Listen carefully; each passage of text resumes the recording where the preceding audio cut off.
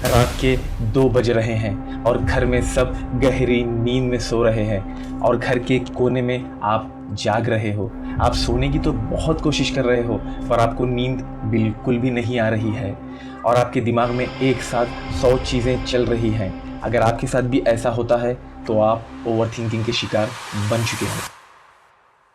तो आज की वीडियो में समझते हैं ओवरथिंकिंग किस चीज़ को कहते हैं, ओवरथिंकिंग हमारे अंदर कैसे आती है और इस ओवरथिंकिंग से कैसे बचा जाए। फर्स्ट, ओवरथिंकिंग क्या होती है? ओवरथिंकिंग मतलब सिंपल मैं आपको बताऊं तो ज़्यादा सोचना, ज़्यादा क्या, हद से ज़्यादा सोचने को ओवरथिंकिंग कहते हैं। जैसे कि जो पास्ट में हुआ उसको बार बार सोच के पछताना, अरे मेरे साथ उस टाइम पे वैसा नहीं होना था, मेरे साथ बहुत गलत हुआ, अगर उस टाइम पे वैसा नहीं होता तो आज ज़िंदगी कुछ और रहती थी। बार बार वही पास्ट को सोच के पछताना, जो होना था वो हो गया, अब उसको बार बार सोच के पछताना, अफसोस करना, मूड ऑफ कर लेना, उससे कुछ भी फ़ायदा नहीं है। बार बार सोचने से जो हो चुका है वो चीज़ तो बदल नहीं सकती। हाँ, हम कर क्या सकते, जो भी हम पहले करें उसकी गलतियों से सीख के आगे चल के हम वो गलती नहीं करेंगे। तो जो हुआ वो हो गया, उसको छोड़ दो और ज़िंदगी में आगे बढ़ो और जो आगे करने का सोच रहे हो उसमें वो गलती रिपीट मत करो।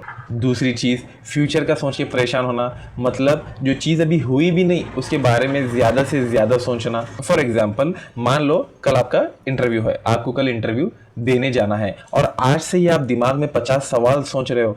कल मैं इंटरव्यू में फेल हुआ तो कैसा करना, जो मेरे से इंटरव्यू ले रहे उन्होंने मेरे से मुश्किल सवाल करे तो जब मैं क्या करूं, अगर मेरी बेइज्जती हो गई तो कैसा।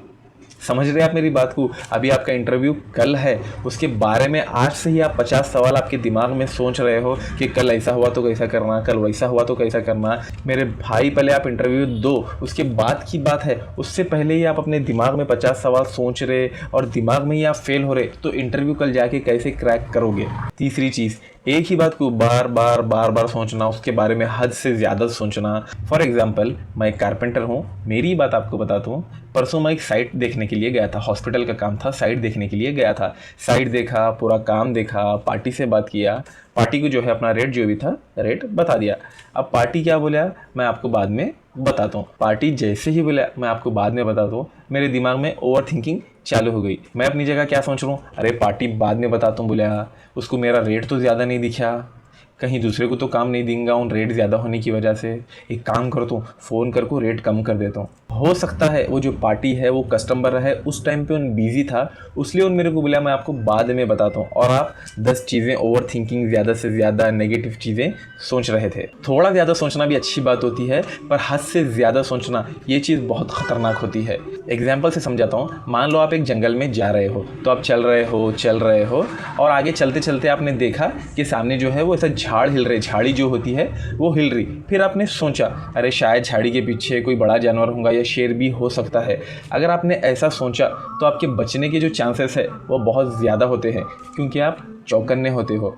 और दूसरा सिनेरियो अगर हम देखें, सेम आप देख रहे हो झाड़ी हिल रही है जंगल में और आपने सोचा अरे क्या भी नहीं है, हवा से झाड़ा हुए हिल रहे होंगे, ऐसा अगर आपने सोचा और अगर झाड़ के पीछे वाकई शेर रहा तो आपका गेम खत्म, bye bye, tata, good bye, गया। तो थोड़ा सोचना भी अच्छा होता है, लेकिन हद से ज़्यादा सोचना, उसको एकदम बड़ा करना, ये चीज़ बहुत ख़तरनाक है। दूसरी चीज़, हमारे अंदर ओवर थिंकिंग आती कहाँ से है? मैं जितनी भी आपको बातें बता रहा हूँ, ना कोई साइंटिफिक प्रूफ से बता रहा हूँ, ना कोई फैक्ट से बता रहा हूँ, मेरी ज़िंदगी में मैंने जो एक्सपीरियंस किया है, मुझे जितना चीज़ें समझ में आती है उसके हिसाब से मैं सारी चीज़ें आपके साथ शेयर कर रहा हूँ।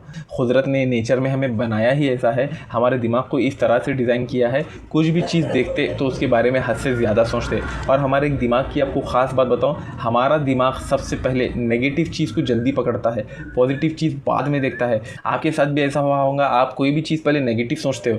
फॉर एग्जाम्पल, अगर सामने वाला आपका दोस्त फ़ोन नहीं उठा रहा तो आपके दिमाग में नेगेटिव सवाल आते हैं, अरे वो मेरे से नाराज़ तो नहीं है, अरे मेरे से वो बात नहीं कर रहा, अरे मैं कुछ उसके साथ गलत तो नहीं कर रहा, शायद वो आपका दोस्त बिजी होगा, आपको बाद में कॉल करेगा। लेकिन हमारा दिमाग सबसे पहले नेगेटिव सोच की तरफ ही जाता है। तो पॉइंट पे आते हैं, हमारे अंदर ओवर थिंकिंग आती कहाँ से है? पहली चीज़, मुझे तो लगता है हम फ्यूचर की बहुत टेंशन लेते हैं, आगे चल के कैसा होगा, क्या होगा, मेरा दोस्त मेरे से आगे निकल गया, मुझे भी इतना पैसा बनाना है, इतना ये बनाना है, इतना वो बनाना है। इसकी चक्कर में हम ओवर थिंकिंग करते हैं और जब सारी चीज़ें आपके प्लान के हिसाब से नहीं होती तो फिर आप अलग सोचने लगते हैं। दूसरी चीज़, हमारे अंदर फेलियर का बहुत डर होता है। अरे मैं जो जो काम स्टार्ट कर रहा हूँ, जो बिज़नेस स्टार्ट कर रहा हूँ, अगर मैं उसमें फ़ेल हुआ तो कैसा करना, मेरा पूरा पैसा ख़त्म होता, मैं जितना भी कमाया, जितना भी सेविंग करा सब ख़त्म होता। समझ रहे हैं आप? अभी आपने वो काम को स्टार्ट नहीं किया, अभी आपने उसमें मेहनत नहीं की, लेकिन उससे पहले आप अपने आप को दिमाग में फ़ेल बना चुके हैं। और तीसरी चीज़, जब आप फ्री होते हो, जब आपका दिमाग खाली होता है, जब आप बेकार होते हो, आपके पास कुछ काम नहीं होता है, उस टाइम पे सबसे ज़्यादा आप ओवरथिंकर बनते हो।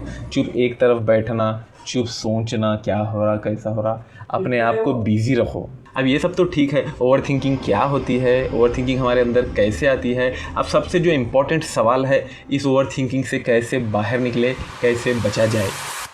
पहली चीज़, जो भी आपकी सिचुएशन है, जो भी आपके हालात है, उसको दो चीज़ों में डिवाइड करो। आपके कंट्रोल में क्या है और आपके कंट्रोल में क्या नहीं है। एग्जाम्पल से समझाता हूँ। मेरी भी जो कारपेंटर की साइट चल रही, बहुत अर्जेंट चल रही, पार्टी को जल्द से जल्द काम देना है। तो मेरी साइड पे क्या सीन हो रहा, काम जल्दी देना है और कारीगर छुट्टी पे छुट्टी कर रहे। अब मैं क्या कर रहा हूँ, मेरे कारीगर को कन्विंस कर रहा हूँ, उनको बोल रहा हूँ छुट्टी मत करो भाई, आओ काम देना है।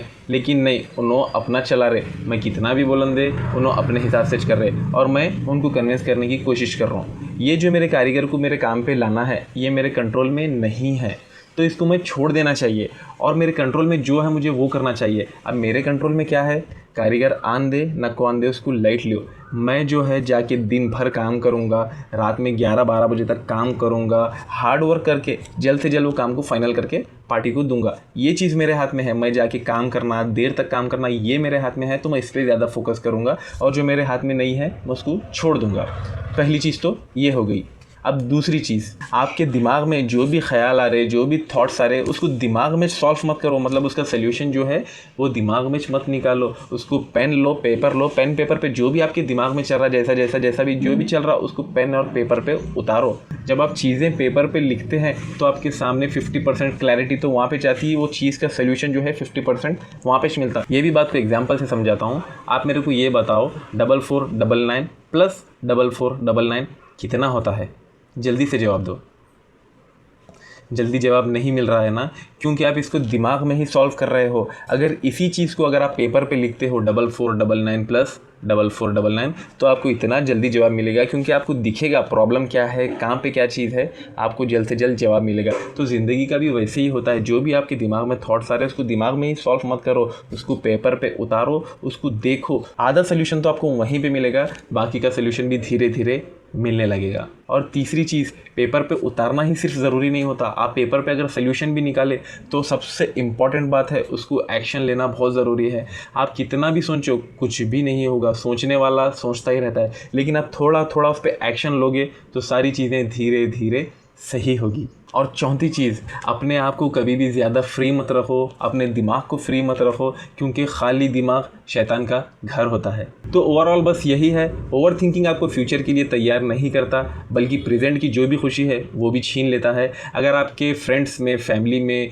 या कोई भी आपके पहचान में ओवर थिंकर है तो उससे ये वीडियो ज़रूर शेयर करें, शायद उसकी कुछ हेल्प हो जाए। मिलते हैं अगले वीडियो में।